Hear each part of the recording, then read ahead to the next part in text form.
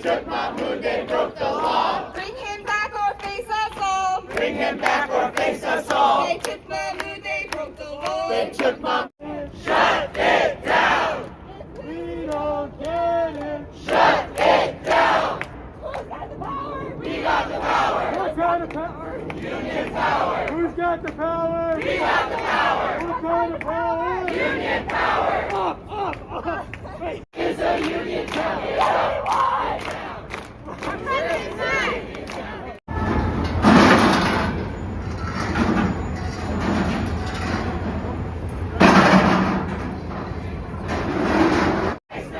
You took Mahmoud, now hear us say. You took Mahmoud, now hear us say. No more raids, no ice, no way. No more raids, no ice, no way. You took Mahmoud, now hear us say. Conditions for student workers across Colombia.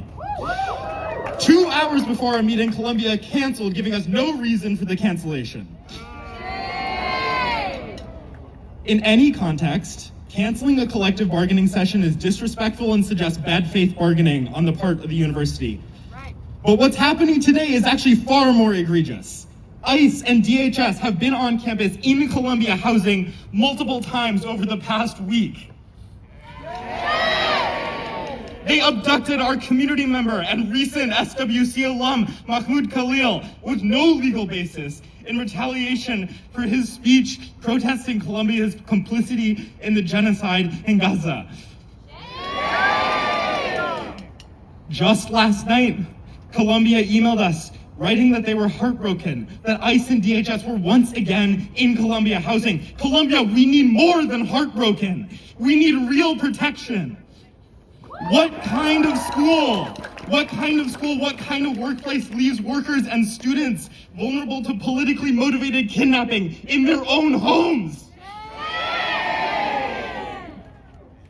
We will fight for safety for international students in our contract. This is an issue of workplace safety, one of the core subjects of collective bargaining under the NLRA. As we were coming to the table, preparing to fight for real protections, did Colombia join us? No, they walked away from the table. They left us out here, which honestly is a reminder of what we have always known. We keep us safe. We hope that Colombia will join us, but they have called this commitment into question time and again, as recently as today. Just yesterday, we found out that Colombia fired our president, our co-worker, and our friend Grant Minor. This is breathtakingly upsetting. It is also blatantly illegal. In the UIW International last night stated that Columbia University fired our union president one day before contract negotiations in further crackdown on free speech on our campus. Colombia, do you think we as a union are going to take this sitting down? We will not stand for union busting. Will we allow our president to be expelled for protesting genocide on the basis of a sham trial where no individualized evidence was presented? No, we are organized workers. Together we are strong. We will fight for the reinstatement of our president, for free speech protections across campus, and for a successful contract.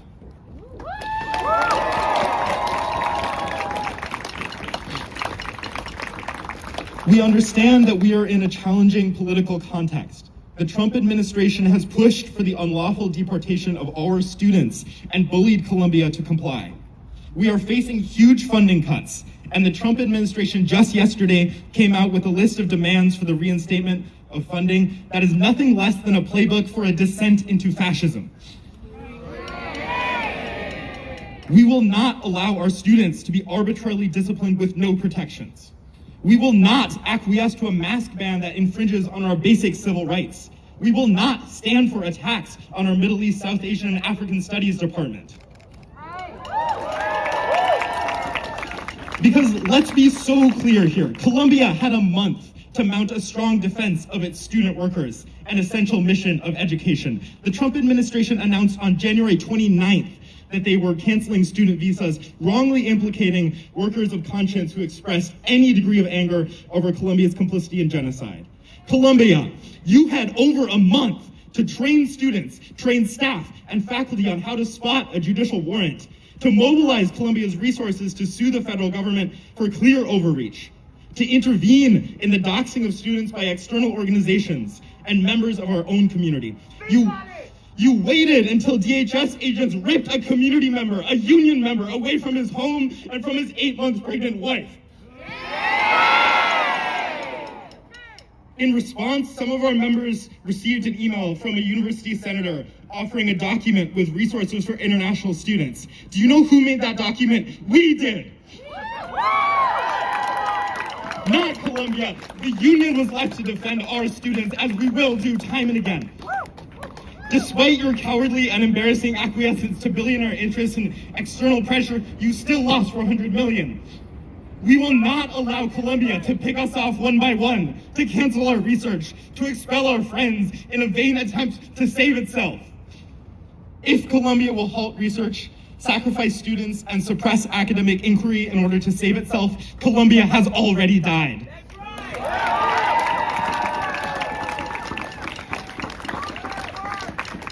Maybe Columbia has a stronger vision for the university than this.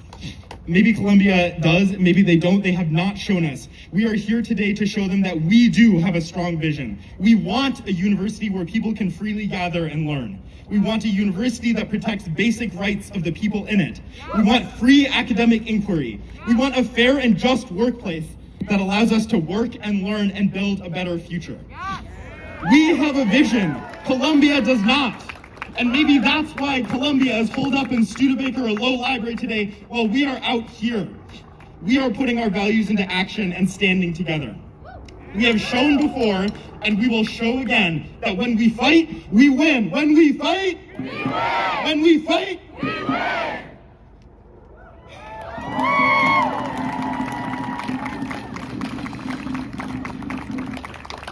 I'm going to be honest with you all, I'm coming into this rally so tired. I'm tired because, like so many people here, I've been working nonstop since last Wednesday, when formations of riot police marched onto campus and brutally arrested our own students. I've been working nonstop, as everyone else has here, since last Thursday, when we found out from the press that the Trump administration was revoking the visas of international student workers. We've been fighting since Saturday, when our SWC alum and legal permanent resident Mahmoud Khalil was arrested in Columbia housing. We have been fighting since Monday, when the Trump administration named the political motivation behind the baseless arrest and publicly threatened more of them. We have been fighting since Tuesday, when we found out that the funding that pays for our academic study, our dissertations, and our groundbreaking scientific work on climate change exposure, COVID modeling, HIV programs in migrant populations, brain regeneration, the criminal legal justice system and substance use, and so many more things had been cut from beneath our feet. We've been fighting since Thursday afternoon, when Columbia expelled our president. We've been fighting since Thursday night, when ICE was on campus another time. And throughout all of this work, what has the university done? Nothing. They have suppressed their students' right to free speech. They have capitulated to attacks on education and civil rights. They have provided no assurance that they will fight for our safety. Instead, they have sacrificed us as bargaining chips. We have worked so hard, and we know that we are strong. We are keeping each other safe every day. Together, this is the community that we want to see, but it has not been easy. Student workers are carrying a heavy load, and yes, we are tired, but I believe more than ever in the community around me. I have personally seen dozens of you around the room pouring your heart into keeping our community safe, fighting back against repression, funding cuts, and above all, building a better Columbia.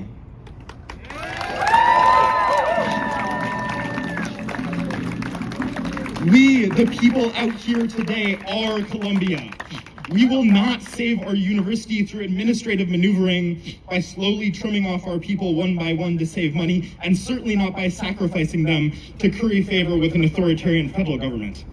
No, we will build a better Columbia by standing for our values of fairness, of justice, free academic inquiry, civil rights, safety, accessibility, and by putting these values into action through concrete policies that we win at the bargaining table. We build a better Columbia by ensuring a fair and livable future for academic workers at this university, whether they're mathematicians or historians, whether they're immigrants or trans people, whether they're parents raising young children. We build a better Columbia by fighting to stop Colombia's complicity in a genocide that has murdered hundreds of thousands of Palestinians. We build a better Columbia by continuing to do essential research for a better world. We build a better Columbia by protecting our own community, especially those who are trans, those who are non-citizens, those who are subject to political persecution. We have shown here today that we stand for a better Columbia. We had hoped to collaborate with Columbia on that mission. We have to ask, Columbia, which side are you on?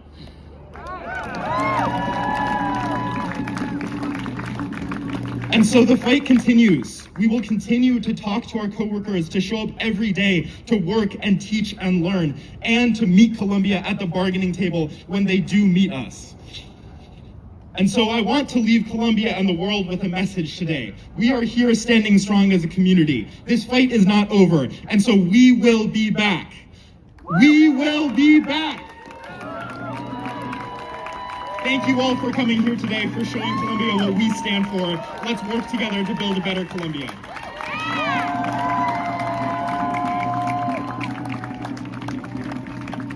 Columbia's scared of union might. Columbia's scared of union might. Fired for speaking, where's his rights? Fired for speaking, where's his rights? Columbia's scared of union might. Columbia's scared of union. Trumpets attacks us, what do they do? Columbia bend, shame on you. Columbia bend, shame on you. Trump's attacks us, what do they do? Trump's attacks us, what do they do? Columbia bend, shame on you. Took Mahmoud, they broke the law. They took Mahmoud, they broke the law. Bring him back or face us all. Bring him back or face us all. Fight for speaking, where's his rights? Fight for speaking, where's his rights? Columbia's scared of you. Student research worker at Columbia, and I'm a proud card-carrying member and bargaining committee representative for Student Workers of Columbia, UAW Local 2710.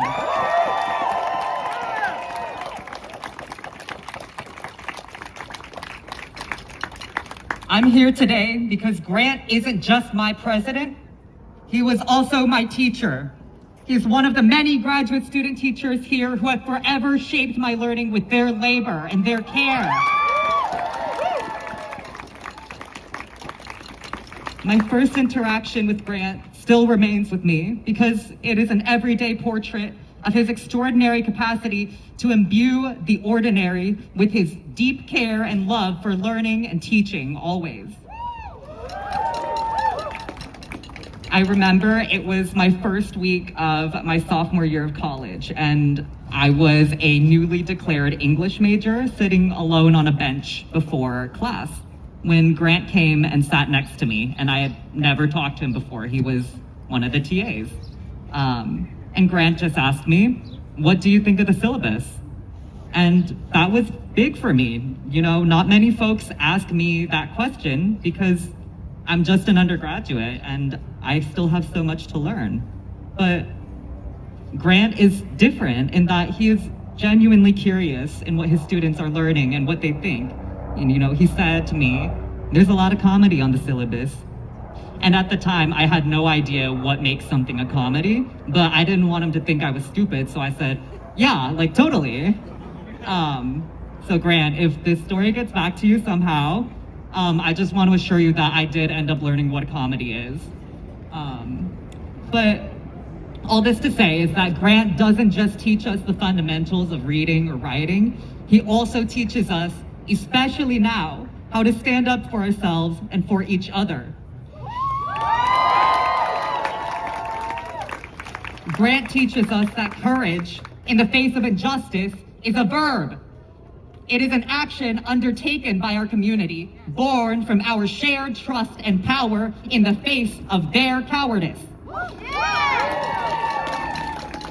Grant teaches us that when they come for one of us, they're gonna have to square up and fight all of us. And even in his absence, Grant's words are with us today. Grant has shared with us a statement that I will read now on his behalf. Thank you all for coming today, and I'm sorry I can't be here with you. I chose this week to go do research. You know, one of the core tasks of our university. A university which increasingly views its core mission not as teaching and research, but as crushing anyone and everyone who criticizes their complicity with the Israeli apartheid state. In any case, this proves that old fear of any organizer. The second you leave town is when everything happens. Columbia University is the test case for how far Trump and the billionaires are able to go in their rapid erosion of our civil liberties. The extrajudicial kidnapping of Mahmoud Khalil, who I've only ever known to be a kind, gentle, and steadfast advocate for the Palestinian people, is unacceptable. The administration can claim all it likes that it did not cooperate with the authorities, but every day they allow members of our community to dox, stalk, and report Palestinian, Arab, and Muslim students to shadowy government agencies without so much as a slap on the wrist. We already knew that Trump was looking to withhold $400 million in funding from Columbia, defunding crucial research on everything from LGBTQ health to environmental science. And yesterday, we learned that this funding was being held ransom. The price was to discipline the students, crush the protests, and shockingly, remove all autonomy from the Middle Eastern, South Asian, and African Studies Department and place it under the control of admin. Now, 22 students have either been expelled, suspended, or had their degree revoked. I guess we know now exactly how much Columbia's quote-unquote academic values are worth to them. Their tuition may be expensive, but their morals come cheap. To be clear, the university may say they are being extorted, but they are all too eager to use these cuts as an excuse to do what they already wanted to do. We, the workers, teachers, and researchers who make this university run, have completely lost control of our workplace. ICE terrorizes the dorms of students, and the Department of Homeland Security prowls the apartment buildings of our co-workers. Our colleagues, yes, it's shameful. Our colleagues are getting death threats, and the administration does nothing. That's why we, the workers, must stand up and take our university back.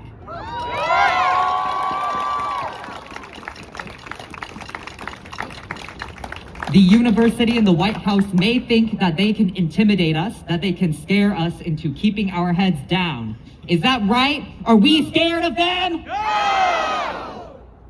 Just as a reminder, I, Grant, can't hear you, but I'm hoping you gave the right answers. You did. Finally, to all my union siblings, thank you for all the love and support you've given me over the last day. You continue to inspire me and remind me that it is what it is we're fighting for in our next contract. They may be able to expel me, but they can never make me not your president. They may think that expelling the president kills the union, but they're dead wrong. Our power comes not from our leadership, but from each and every one of you standing together and recognizing that an injury to one of us is an injury to all. That's why they're scared, and that's why those cowards are up in Studebaker, where they're probably looking at us right now, and that's why they decided to cancel on us. I look forward to fighting for a contract that protects all of Columbia, not just our workers. Free Mahmoud, reverse the sanctions on students, solidarity forever.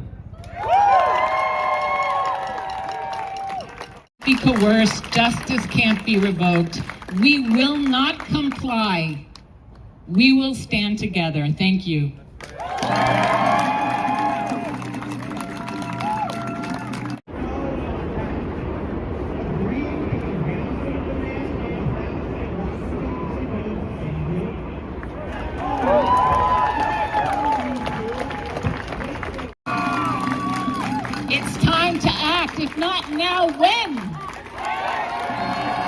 we've sold off the buildings and closed down our academic program?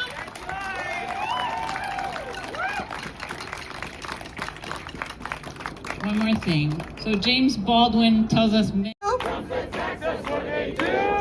Bend, shame on you! Columbia Bend, shame on you! Trump's attacks us, what do they do? Trump's attacks us, what do they do? Columbia Bend, shame on you! On behalf of AAUP. We gathered today not just in anger, but in solidarity, not just in protest, but in defense of something larger than any of us. Last week, the federal government took an extraordinary and illegal step, canceling $400 million in research funding that fuels medicine, public health, climate health, essentially the pursuit of knowledge. They did not claim financial mismanagement. They did not cite contractual violations. They took the funding because they believed that punishing Columbia, by punishing Columbia, they could make an example of us, so that every other university in the country will fall in line. At the same time, ICE agents appeared at our students' homes detaining Mahmoud Khalil, who has legal status, knocking on doors without warrants, making it clear that in this moment, political speech is being criminalized. Yesterday, the federal government issued its latest act of coercion, a letter, not a legal ruling, not an official decision, but a list of demands Columbia must meet to discuss the return of its funding. They do not promise to reinstate a single dollar. They do not acknowledge the fundamental illegality of the actions. Instead, they make clear, discipline your students, dismantle your governance, impose their definition of speech, and maybe they'll return what they stole. This is not law, this is extortion. And today, we all gather with a new, deeper outrage because yesterday the University Judicial Board expelled one of your own. Your union president, Grant Minor, a student, a leader, an advocate, who's been removed from the institution, not because of his violence, not because of hate, but because they dared to dissent. So yesterday's expulsions and suspensions were carried out through Columbia's disciplinary system, the University Judicial Board. And full disclaimer, I also am a former Senate member and I'm a non-senator member of the Senate. I believe in shared governance. So the rules of the UJB, we essentially had to claw back last year through the students and through the University Senate. The AAUP upholds the importance of fair disciplinary processes, and we recognize that the UJB may have followed the rules as written. We don't oppose the principle of discipline, but we do oppose the misuse of these principles to satisfy external political demands rather than uphold genuine justice and due process. So we must ask, were these rules applied in a system free from political interference? Because here's what we know. The government, the media, the powerful external forces and internal forces have spent months redefining what dissent itself